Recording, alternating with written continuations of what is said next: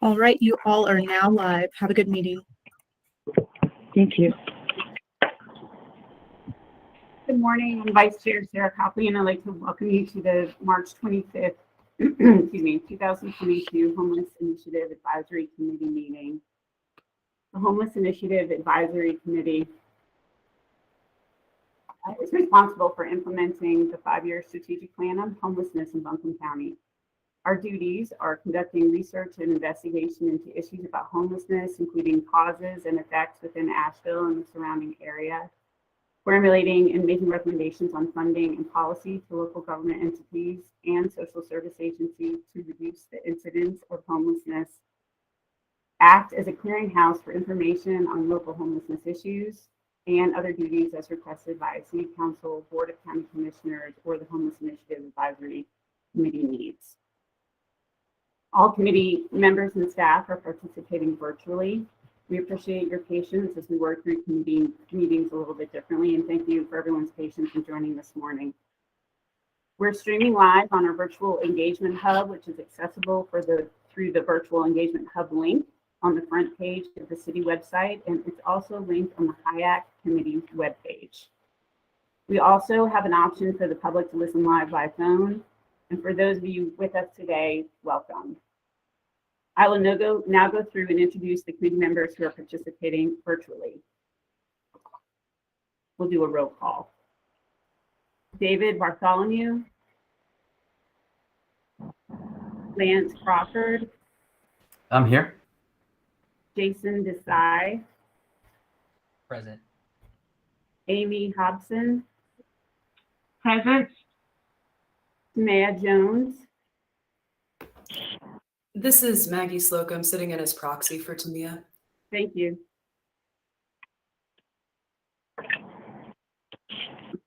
Tim Mathlier. Here. David Nash. Angel Stout. Robert Stevenson for Joelle Steininger. Here. Jennifer T. Present. Hi, Vice Chair Copley. Can we just hold for just 1 second? It's showing that the video didn't connect to YouTube, which is interesting. So just let's hold for a moment. And I'm working with our IT department to kind of figure out why that's happening. So thank you, and I apologize for all these hiccups here. No, thank you all for working through them. We'll do the roll call again as soon as we're connected. We're almost through. I'll be a little bit. Sorry, Christina. No, the video is live broadcasting, but is in a different channel. It's being presented as Asheville Regional Housing Consortium. So it's on a different video than expected, but it is being broadcasted to YouTube. Okay. Let me check for that. So it should be broadcasting in the Homeless Initiative Advisory Committee. But let me find that one, and I will just update everything in public input to read as if it's going to whatever said that link is. What was that meeting again you mentioned, Ricardo? It's at Asheville Regional Housing Consortium. It's also on the channel of the city, and it's Got you. Slide, yeah. Okay, no problem. Thank you.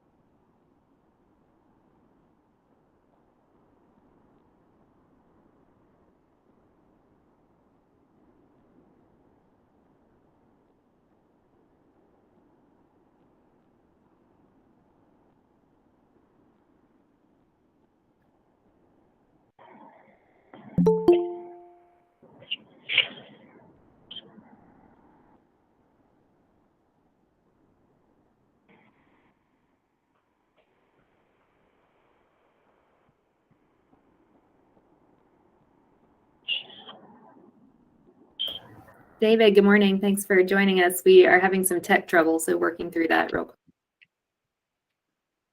Okay, no worries. Good to see you all. I have a hearing at 9:30.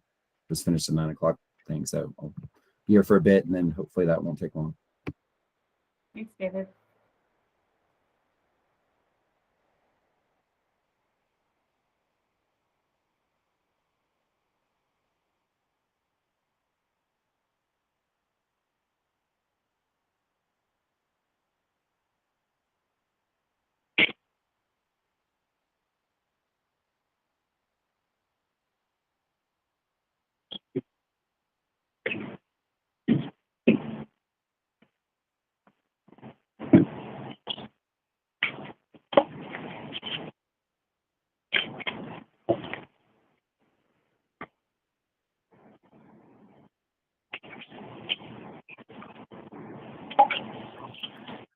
Hi, everyone. It'll just be a few more moments. We are working with our IT department again to correct that YouTube link on the back end. So thank you for your patience. Thank you, Ricardo.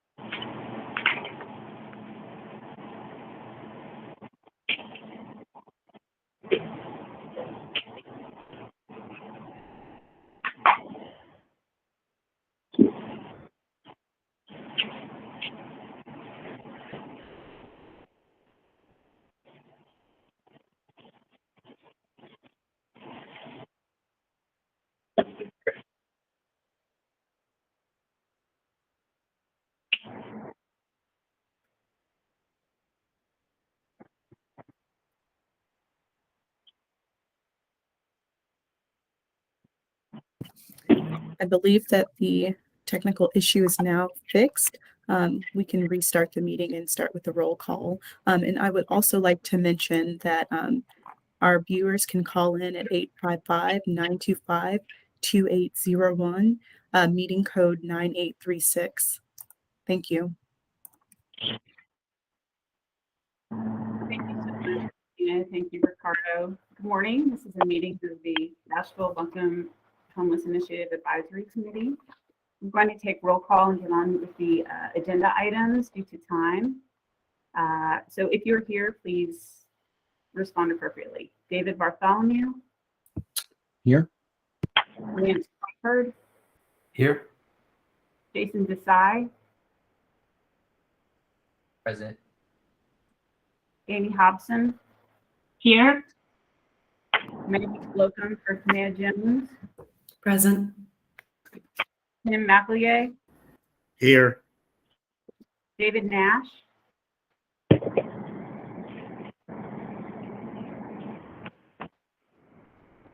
Angel Stout, Robert Stevenson for Joelle Steininger, Here. Jennifer Teague, Present. Elvia Diaz. Present. Great, thank you all so much for attending today. We've exceeded our quorum requirement for any action items. Going back to our meeting, our agenda is available on the city website if you're meeting with us today. But again, this is the Homeless Initiative Advisory Committee regular meeting, March 25th, 2022. All right, so the committee did receive the consent agenda as well as the meeting minutes from January.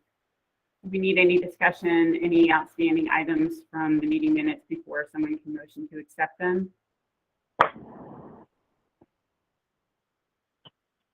I would like to mention one outstanding item is from our January meeting minutes is that we were going to meet with the Human Relations Commission that had requested some meeting time. So I will follow up with Emily Ball and we will set a meeting with the Human Relations Commission representative.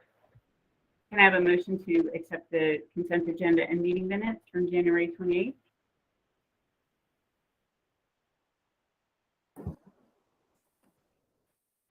Motion. I'll move that we approve the consent agenda. Thank you. Can I have a second? Second. Thank you.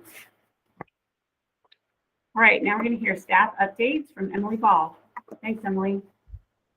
Good morning. Thank you all for being here, and sorry again about those technical difficulties. I think we had a question. We do. This is Kim. I just wanted to, Sarah, I want to let you know, I think you need to do a roll call vote for approving the minutes. Oh, great. Thank you for the help. For sure. I'll go through the roll call to approve the minutes. David Bartholomew, Yes. Lance Crawford, Yes, I approve. Jason Desai, Approve. Amy Hobson, Approved. Maggie Slocum, Approved. Tim McEllier, Approved. Robert Stevenson, Approved. Jennifer Teague, Approved. Elvia Diaz. Approved. Great. And David made the motion to accept and Jason seconded. Does that still stand? Yes. Great. Thank you. All right, back to Emily for the staff updates. Great, thank you. Wanted to share just a few things with all of you. First, I know you all have seen Brian's news. I know he sent that notification out to you all that he has changed positions in our department, still here with Community and Economic Development, but is going to be leading the charge on that $4.7 million of home ARPA funding that's coming our way that will be targeted to homelessness. So it's a great move for him and exciting to have that knowledge base leading that piece of the work in our department. So I, for the interim period, am a one-man band and am covering both positions, but we are working with HR and we'll have something posted soon and we'll be sure to get that out to you all as soon as that happens. Just a couple other things. Wanted to give you an update on the point in time count. We are still working on it. I don't have data to share today. Unfortunately, HUD did just announce that the reporting deadline to the federal government will be April 29th. And we are close to having that done. And so I hope to be able to present that at our meeting next month. We're also looking to review the system performance measures at next month's meeting. So hoping to do a real deep dive into our data and get a clear picture of who's homeless in our community and how our homeless service system is functioning. Ramada, wanted to give you an update on the Ramada. So as you know, the non-congregate shelter that has been operating there since April of last year will be closing next week. So that is ending on Thursday. We've been working really hard on positive exits for all the folks who are there. As of today, we have 35 rooms still occupied there, and 9 of those are slated to move out in the next couple of days. And then we have another handful of people who I think are likely to move prior to the 31st. So just working really hard to get as many folks as possible into some kind of stable situation prior to the 31st. And then separate but related track at the Ramada is that the real estate closure is still on track there. So as you know, Shangri-La Industries is purchasing that property to convert it into permanent supportive housing in partnership with Step Up. They are on track to close on that purchase also next week, and will immediately be securing that site, beginning construction there to renovate into those efficiency apartments for permanent supportive housing. They'll start meeting with neighbors, really getting to integrate into the community, and it will be a number of months until we have occupancy at that property, but they'll be working on that renovation in the meantime. Sarah? I was wondering about the timeline. You just spoke to that. You said a number of months. Is there an end date? I don't know, but we can certainly keep you all updated. I think this committee is a great vehicle for those kinds of updates to the community. So as their timeline develops, they have a lot of pieces to pull together in terms of permitting and hiring a general contractor and all of those pieces. So as that continues to evolve, we can keep you all posted here. Great, thank you. And then lastly, Jen, you're on mute. Yep. Thanks. I pushed one button, but not the other. Could you speak just a little bit more to the number of rooms? I know that can sometimes mean people. There could be more than one person in a room. Do you happen to know what the 35 rooms translates into individuals? 44 people. Okay. And when you say 9 are slated, does that mean people or rooms? 9 rooms are will be moving out in the next few days, and of those, 1 is a couple and the rest are single individuals, so 10 people. And I'll also tell you, as you all know, it changes every day. So new housing opportunities are coming up for people every day. People are reconnecting with family and finding that they have some bridge options that they didn't think would be available to them. So literally every day we're getting updates, and it's just evolving. But based on, I know that we have, I have a high degree of certainty that these 9 rooms will be moving out in the next few days. And then I think we will continue to see some of that between now and next Thursday. Thanks for working so diligently on that, Emily. Really appreciate that. Yeah. I will tell you, it's been great for me to be there. I obviously have worked on homelessness for a long time and was really connected to programs at Homeward Bound. And then at the city, it's a different piece of the pie when you're working on homelessness through the continuum of care. And I have enjoyed spending time at the Ramada and talking to folks there. And it's really important to me that staff at the city stay really connected with what's true on the ground and what the realities of homelessness are and what the options are in our community and what options don't exist in our community. So it's been great for me to be really involved in that project. Last update for me is about the request for proposals that's been out for a consultant to help develop a strategy to respond to unsheltered homelessness in our community. As you know, that has been posted. This is a partnership between the city, the county, and Dogwood. Dogwood is funding this consultancy, but the contracting will route through the city. The deadline for submissions was last Friday, and we received 11 responses. I'm excited to tell you that we received 11 responses. I think our group feels really positive about that number and that amount of interest, and also really positive about the quality of firms who responded to that opportunity. We really have a lot of expertise in the mix on this, and so we'll be excited to give you all updates as this goes forward, but we're feeling really positive about the opportunity and the impact that this can have.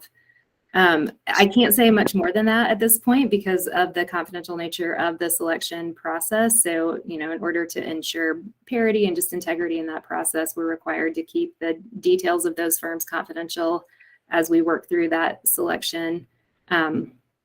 But again, we'll continue to keep you all updated as we're able to do that.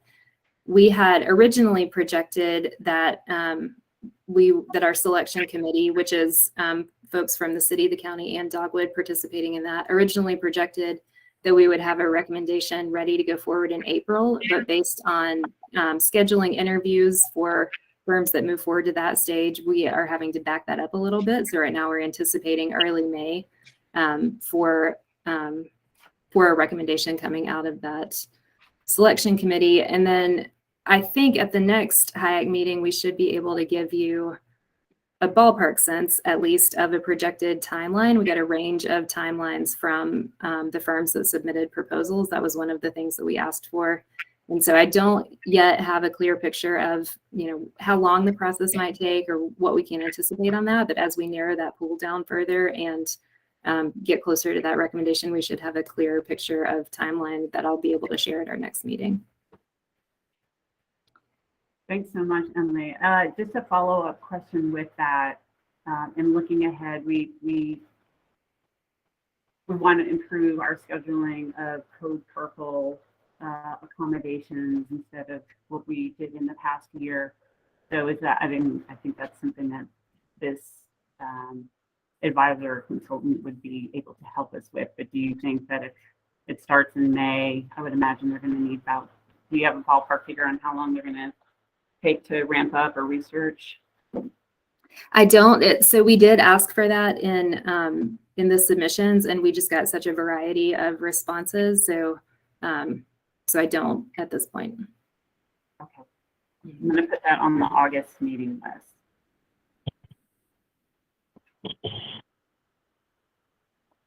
Okay, thank you. Emily, does anyone have any questions for Emily at this time? Jen?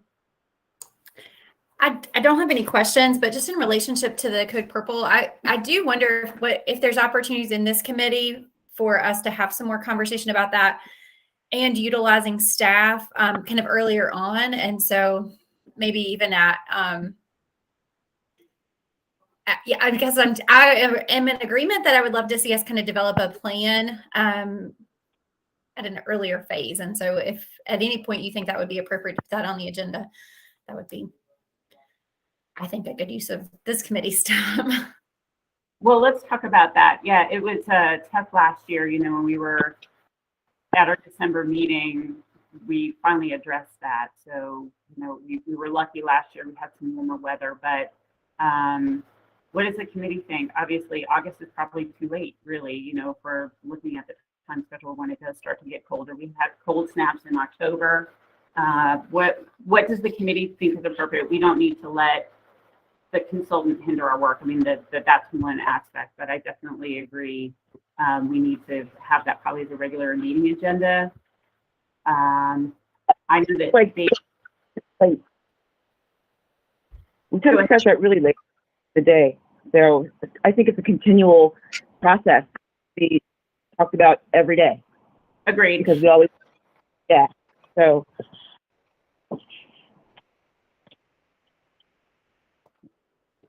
All right, we have that regular agenda item for at least our next several meetings. Can I propose something on that front? Yes, 1000%. I think let's be working on Code Purple early. Last year, I started having meetings with service providers in August, and it did take until December 1st before we had an option available. So I think it's exactly right to do that work earlier. I wonder if you all might consider a work group of Hayak that could be really focused on working with service providers and convening those conversations. And I'll also say that, as you know, Trinity United Methodist has had a shelter operating this winter, and they did a presentation to you all at the January meeting. And they have continued to convene community meetings every other month and been really focused on this same conversation. I'm sorry, every other week.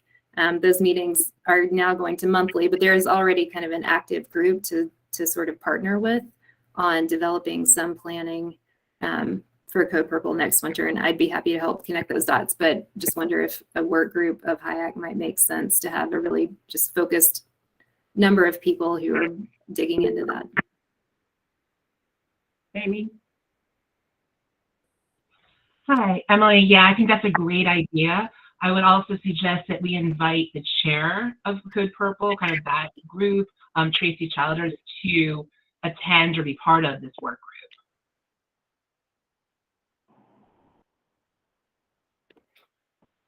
Okay. This actually is an action item if we're going to create any work groups. So do we want discussion? What do other committee members feel as far as a work group is usually made up of 3 members and staff, and with the Trinity Code Purple group and particularly the chair. I'm curious about some discussion.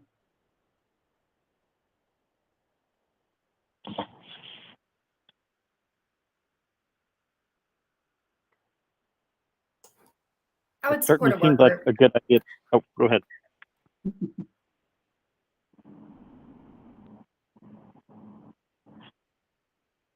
I think the person on the phone, if you want to go ahead, Jen has muted herself. Oh, sorry. This is Robert with the VA. I mean, I would just offer that I think that is an excellent idea. I don't know that I can necessarily put myself for that. I'm filling in for Joelle today, but yeah, I would certainly voice my support for the idea of a work group. Great. Thank you so much, Robert. Can I have a motion oh wait, I need to do roll call. Yeah. First. I'm still learning the methods. Any other discussion on whether to create a work group for Code Purple? That would start at our next month meeting. Usually what a work group does is schedule themselves and reports back to the committee. So we would have that as our regular agenda, probably as a standing business item.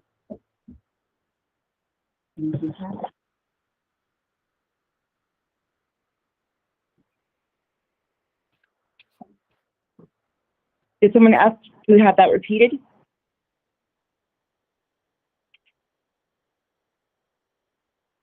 I'm sorry, to have what repeated, Christina?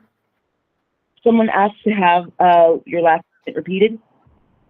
Yes, that- the establishment of a work group for Code Purple. We would also, the work group would report back to the Homeless Initiative Advisory Committee on their regular meetings and tasks regarding Code Purple. Thank you. I propose that we have a work group. Thank you. Can I have a second? Thank you. I'll have a roll call. I know David Bartholomew had to step away for court. I'm not sure if he's back. So David? Lance? Approve. Jason? Approve. Amy? Approved. Maggie? Approve. Ken? Approve. Robert? Approve. Jennifer? Approve. Elvia? Approve. Thank you. By unanimous vote, we will create a work group for Code Purple with the members. I will create a survey of Hayak members. If this is something that interests you, I will be emailing you next week about participation and have more information on when the Trinity group meets. So hopefully we can align our time.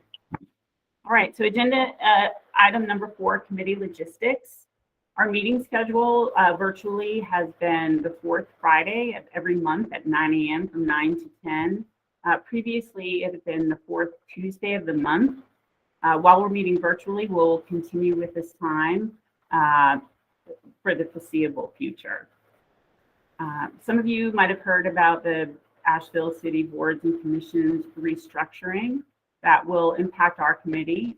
For the purposes of our work now, that restructure has been estimated to take anywhere from 1 to 2 years. So for the purposes of our work now, we will continue. I do just want to let you know about what the proposed council committee structure changes are. And please weigh in. They've been conducting numerous focus groups. You would have been contacted as a member of this committee to participate in those. If you want to offer your feedback, you can offer that to Sarah Gross, the deputy clerk. Please, as your unique voice on this committee particularly, please offer your feedback. The proposed council committee structure will now in the future be governance, equity and community safety, planning and economic development, housing and community development, healthy environment and community, to change from 5 to 6. All right, and back to Emily for agenda item number 5, Continuum of Care Awards. Thank you. If I can, I want to back up just a minute and mention that on the meeting schedule that this group has historically met monthly, and during the pandemic has been meeting every other month. And Sarah and I had some recent discussion about migrating back to monthly meetings. I know that's been a request of the committee for a time. We did confirm the opportunity to do that with boards and commissions. So we are on track to reroute back to monthly meetings to be able to meet again next month if that works for you all. Seeing some head nods, and I know that has been a request for a few months now. So just wanted to mention that. Great, thank you so much. Yes, we will be returning to monthly meetings. That was just a requirement of our term. So if that is a barrier for you, please let Emily or I know so that we can work with you on that.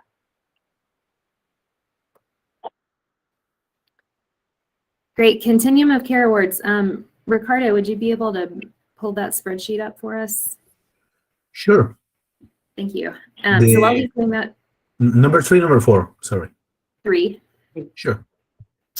While he's doing that, you may have already seen this in the paper. There was a piece in the Citizen Times about this. HUD has announced Continuum of Care Awards for the current year. So Ricardo is going to share a spreadsheet that you may have already seen in meeting materials, so that we can just walk through quickly what those awards are in our community. Are you seeing it? Yes. Great. Yes. Great. So hopefully this spreadsheet will look familiar to you. This is the same spreadsheet you saw during the application process. So what you'll see in that first column, the ranking column, is this is the order that Hayak recommended to HUD, the order of priority for funding these particular projects. Second column, what you'll see is the name of the project. And then traveling over to the agency column, you'll see who is operating that project. Those first 6 are all homeward bound permanent supportive housing projects, followed by HelpMate Rapid Rehousing, followed by the HMIS grant that the city has to secure access to the database for our community. In that FY20 award, those were the amounts per project that had been operating. The next column is the renewal amount that each project had applied for. And then the next column is the amount that was awarded for each project. And then you'll see in that change from FY20, this is the upshot of the awards from HUD. So we had 4 projects that had a slight decrease in their renewal amount. 3 of those were homeward bound permanent supportive housing. 1 was HelpMate Rapid Rehousing. But then you'll also see a couple cells below there that HelpMate was awarded a new project, which is expansion of rapid rehousing for folks who are survivors of domestic violence. And so, Ricardo, if you can scroll down a bit so we can see perfect. So the net change for our continuum of care as a whole is a $70,000 increase in our total award of continuum of care funding compared to the prior year. I will pause there for a second and ask if you all have questions, but the next thing we're going to talk through is how the continuum of care applications were scored, which I think ultimately will give us some insight into these dollar amounts. Would you all have any questions about this at this point? Okay. So the takeaway here, I think, is very good news. So we have $70,000 of additional funding in our community to end homelessness compared to the amount of funding that we had in the prior federal fiscal year. So Ricardo, if you can switch to that other spreadsheet. Of course, right away. Thank you. So the other document that he's going to share with you, which again was in the meeting materials, is a basic scoring matrix that shows you what HUD is looking for in making these funding determinations. So as you know, in the continuum of care process, each agency that is pursuing that continuum of care funding submits a project application. And then additionally, our office submits the collaborative application to accompany that. That collaborative application describes the activity of our continuum of care as a whole. And what HUD is looking for is a high-performing continuum of care, a system that is effective at ending homelessness. And the way that HUD is evaluating that changes a little bit every year. So the scoring matrix that you'll see here is not static. It's not always the same year after year. But in the application cycle that just ended, the maximum possible score was 163 points. And so what you can see on the screen there is the breakdown of those 163 points and how we were able to score. We don't yet have our particular score back from HUD. That is information that we will get at some point, so we'll be able to share that with you when that comes. But this is just a picture of what HUD is looking for communities to be focused on.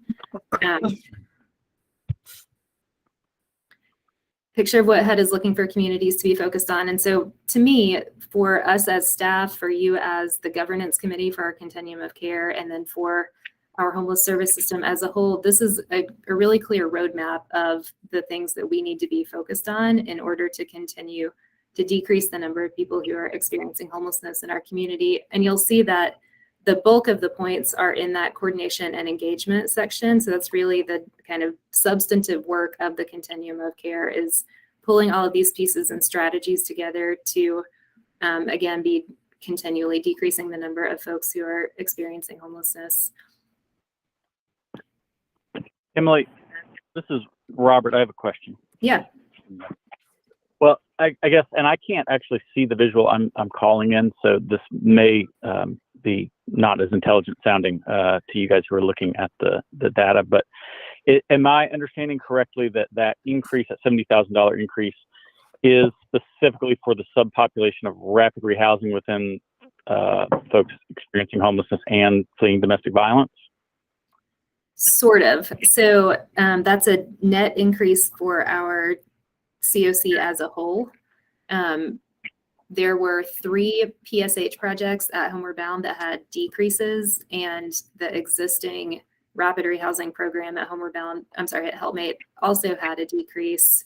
And then separately, Helpmate was awarded a new project of about $99,000 for rapid rehousing. And then the net of all of those changes is $70,000 increase in our community. So I guess my question is whether you think that that is indicative of like sort of strategic or nationwide policy thinking on HUD's level about addressing homelessness in terms of like, I mean, rapid rehousing, and again, I'm not up to date on all the terms, but it would seem like that would be targeting, maybe more like folks early in their homelessness as opposed to chronic long-term homelessness, or is that not the case? I'll say 2 things. One is I do certainly think that there is a federal priority around domestic violence and federal understanding of the connection between domestic violence and homelessness. But the other is that I think we won't have great insight into the particularities in our community until we get some feedback from HUD about the scoring of our application. So stay tuned is what I would say about that. And as we have more feedback from HUD, then we can explore that a little further. Okay, thank you. I don't know. I've not heard anything, federally or nationally about sort of the prioritization of a permanent supportive housing strategy or a rapid rehousing strategy. I think that the reality is that they work together, that we can't isolate them from each other. We have to have both in our community and across the country.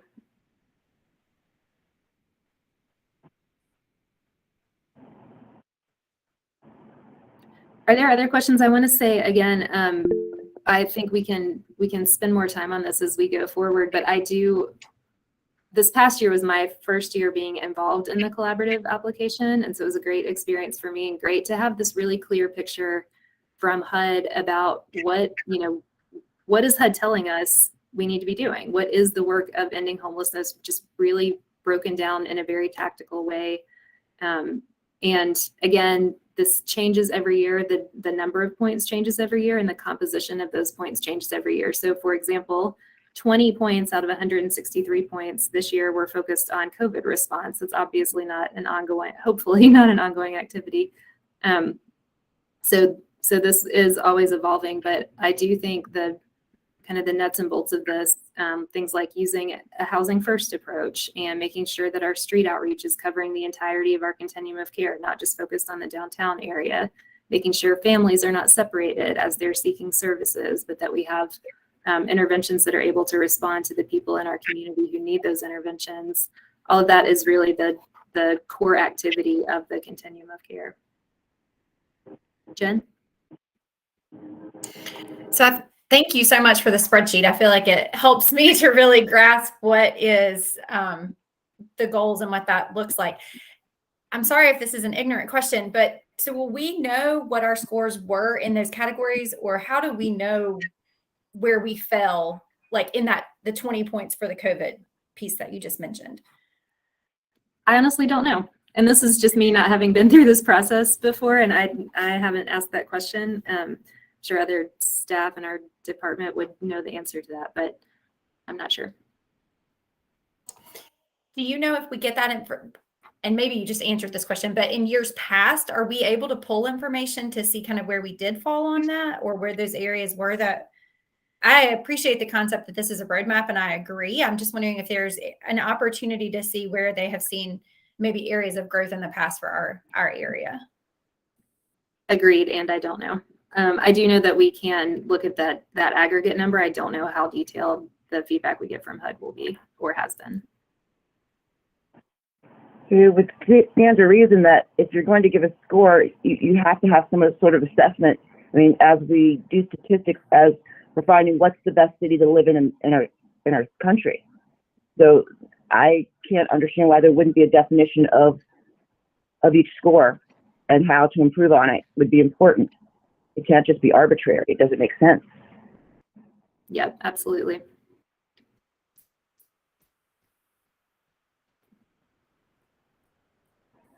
Any other questions or comments for Emily on the Continuum Care Awards?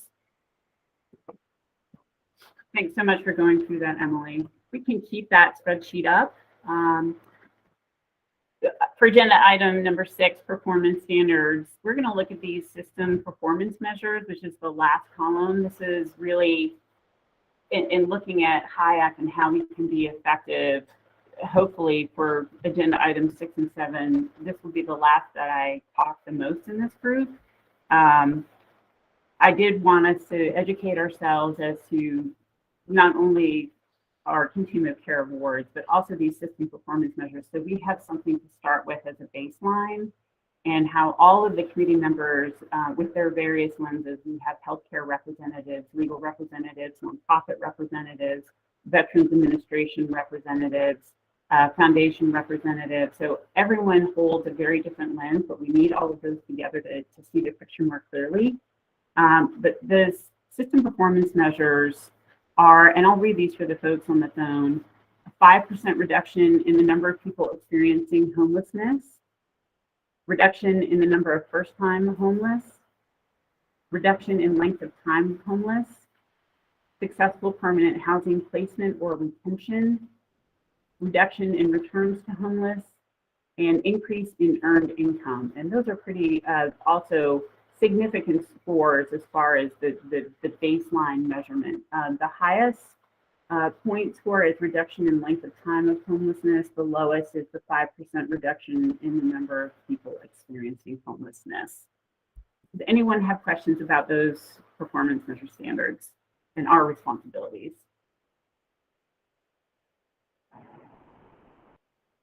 No, okay.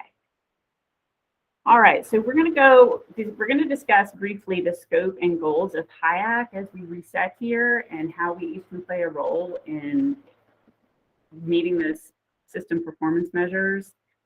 Emily was really helpful in helping me digest where we've been, what our responsibilities are, even going through the bylaws with me, which for committee members, those are available on the Hayak website, as are other meeting materials if you want to go back and refresh your memory of meetings that we've had.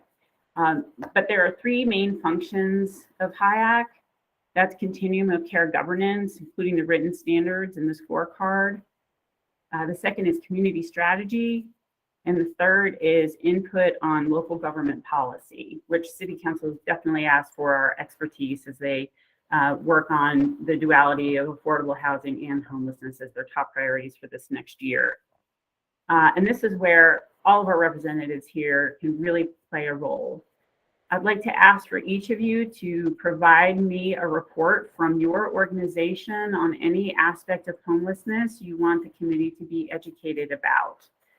Jen, I know your role is different, but elder homelessness is really increasing in our area. So again, I know that this is the first you're hearing of this, but any type of data that your organization is comfortable with sharing publicly so that we can educate ourselves. For example, I know that there's been discussions about the accuracy of the point in time count, but that's the data that we have right now. But what else can we pull from? We have some amazing representatives on this list. You know, when I joined this committee, it was the first time I really heard about teen homelessness, for example. So I'd like for you just to put on your thinking cap. Again, you already collect some kind of data. Somewhere in your organization already reports something about local homelessness. So whatever you feel comfortable with and your organization supports, I'll be contacting you in the next 2 weeks before the next meeting, just to have a discussion about what you're comfortable with sharing and what would be most effective for the committee. Again, but as I look at all these experts that we have here, I'd love to hear more from you, from your specific area of expertise, so we can start putting this together and really incorporate that and working on our system performance measures. Also of particular importance is research, right? So things have changed a lot with COVID, but we already had some baseline issues. That's why our membership is made up of, we have basically a recruitment grid for different specialties that you can see. That's also on our bylaws. I'll direct anyone watching on YouTube to also look at our bylaws. It is very specific about the membership that composes Hayak. We are not full. We have 4 openings now that we'll begin recruiting for. So if you're interested in serving and helping us tackle this with your specific expertise, we would really, really welcome that. I did want to end with going over the guiding principles of Kayak. Everyone here is committed. I know in the last year we've come to meetings not really understanding our role, and we'll clarify that ourselves as we move forward. But the guiding principles are: everyone has the right to housing, the belief that there are achievable solutions to homelessness and actions should be based on those solutions. People experiencing homelessness should inform planning and be informed of plans. Consistent, accurate data and measurable results should inform decisions, so that, you know, that spreadsheet, for example, is really key. Where are we falling down? We could probably estimate some gaps already. And then resources should be used responsibly in a coordinated fashion. So that's where we're starting here. We're going to take your expertise along with local data and start to be able to make some policy recommendations. And lastly, people and groups that support people experiencing homelessness have unique and diverse needs that require multiple solutions. So we've been focused on some policies and procedures in the past, and funding also. So we're going to start to back that up with more research. So also in your area, just beyond data, if you have research from your area of expertise that you would like to educate our community on, if you can send that to me, we'd like to sort of have a cache of documents on Hayak. Again, as I look at all these experts that we have here, I'd really love to learn more about teen homelessness myself, or where are we with emergency department admits, anything that will help us inform the policies in alignment, right? So we have all these funding streams that are coming into our community, which is great, but we're still kind of siloed. So this group can be really instrumental in changing that. I'd also like to let you know about research. In the past month, I've been contacted by different groups that all are very interested in homelessness, including law enforcement, including other service providers that are not listed, and also importantly, different neighborhood groups, which is, you know, as Emily said before, we want that. We want input, we want discussion, we want education, because while if you look at the point in time count, the data shows that we actually had a decrease in homelessness over the last year, what we did see was almost a doubling in unsheltered homelessness. So it was almost as if we improved in one area, but visible homelessness became more visible. So I think educating ourselves on research on sort of, you know, yes, COVID changed a lot of things, but we also had baseline issues that existed before COVID. So thank you all so much for participating in the committees as we go forward. Do you have any questions? I know I've just done a lot of reading. We've talked a lot about data. Any questions or any feedback as we move forward? Jen? Sorry, Sarah, you mentioned that we have 4 openings. I believe we have a nominations committee or work group. Is that group going to be meeting to talk, or how do you envision filling those positions? I haven't tackled that yet. I really just started familiarizing myself with our responsibilities, which is how Emily and I started looking at the consolidated application scorecard. And some of those, I'll just be really honest with you guys, it's a little embarrassing to admit as a grants person, but some of the scoring areas were new to me. So I think, starting there and educating ourselves, and also recruitment is really important. I'll email the committee the list. So we have several areas. For example, education. We don't have an education or university representative. We don't have a downtown resident property owner representative. We don't have a faith group representative. We don't have a specific business representative or media representative. So we have some holes to fill. And it'd be great to be mindful about what our requirements are. And then we can go about recruiting people for that. So I'll be honest, Jen, I don't know who is I don't know about all the committee structure. So that will be my next bit of work to tackle in the coming week. Emily and I have a weekly meeting, so we'll tackle that on Monday. And I'll email the committee about the status of all the committees going forward, including our newly established Code Purple work group, which is different than the committee. This is Robert with the VA again. I was just questioning, and maybe there's somebody present here that I didn't catch, but is there a representative from Homeward Bound still on the Hayak? No, there's not. Yeah, it seems like that would be another one to prioritize. Yes, thank you so much, Robert. Any other feedback? So again, Sarah, I would just say, oh, I'm sorry. Sarah, I would just say if I can help you in any way with that, the committee like the members to this group, that's something that I feel really passionately about, is making sure that we have that diverse voice. So I'm happy to assist in any way that would be useful or helpful. Great, I will take you up on that, sure. And anyone else, if you have recommendations, if you could let Jen or myself know really as soon as possible. I love that we exceeded our quorum today. Obviously, we all realize that our work can't wait. And so I really appreciate everyone showing up today to be listening a lot, but that's going to be changing. So we're all going to have a role to play in this in the future. Any other questions, concerns, or comments before we turn to the public comment portion of our agenda?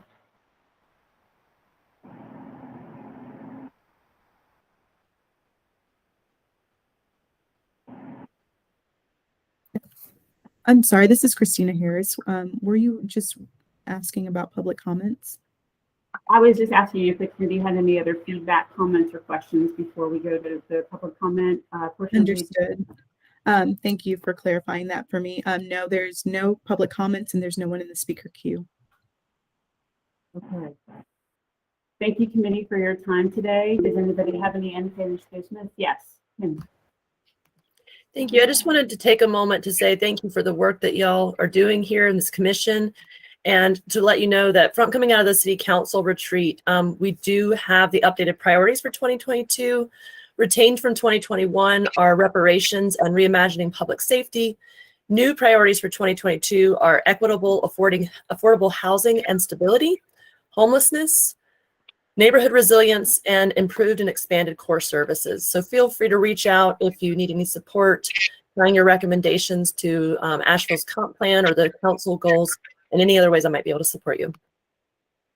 Kim, could you go over the new priorities again, the 4 new priorities?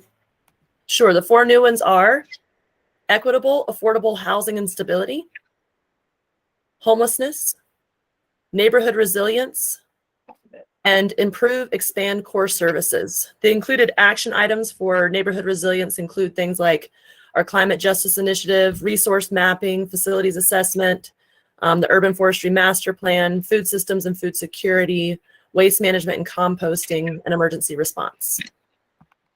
And I can send that to the group if that's helpful. It would be helpful. And as far as the neighborhood resilience and the climate action, does that also factor into items for equitable, affordable housing? I'm just thinking of the I energy. imagine that it could. When we identified the priority, those were among the potential strategies and examples that might come up as far as like action items, but we're still digging into that. So the next step will be that the city manager's office will work with staff on gauging capacity and looking at the budget impact. Our next budget work session is Tuesday, April 12th at 2:30 p.m. and I'll send that information as well. Great, thank you so much. Any other questions, comments, concerns, or feedback from the committee before we adjourn today?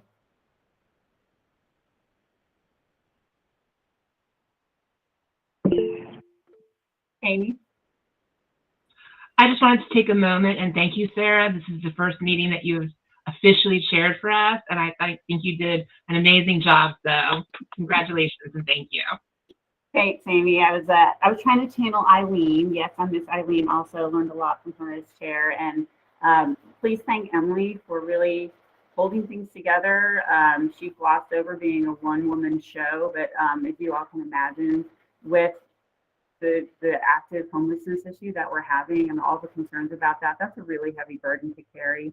And not only that, but she's sitting in meeting with me in addition to helping the Ramada close. So I appreciate that, but really we should give credit to our staff. And I really look forward to all of our experts here and the research that you're going to provide us to inform our decisions and align our resources going forward. And I'm looking forward to the future and what we can bring. Thanks everyone so much. Can I just chime in on all these appreciative words? Thank you so much for that, Sarah. And also I want to say thanks to you and thanks to this committee. I told Sarah I'm really excited to work with you all, partly because I need some help. You know, we need this committee to be really strong and active, and I am excited about that. I know that it's been, you know, the pandemic has been hard for everyone in a bunch of different ways, including for committees and, you know, creating some barriers to getting some work done. But I'm excited to really dig in with you all. I think we obviously have a lot of people who are homeless in our community. We have a lot of challenges in our community, but I also think we have so many opportunities in our community, and we have such strong people at the table, including all of you. So I appreciate the opportunity to work with you all and to work with Sarah. And I think there's a lot of substance that we can really dig into as we go forward. All right, thank you all so much. We will return to monthly meetings. I'll be in touch with you about your research. If you've had questions, please feel free to email Emily or myself. But thank you for bringing it and making a forum today. Look forward to your work in the future.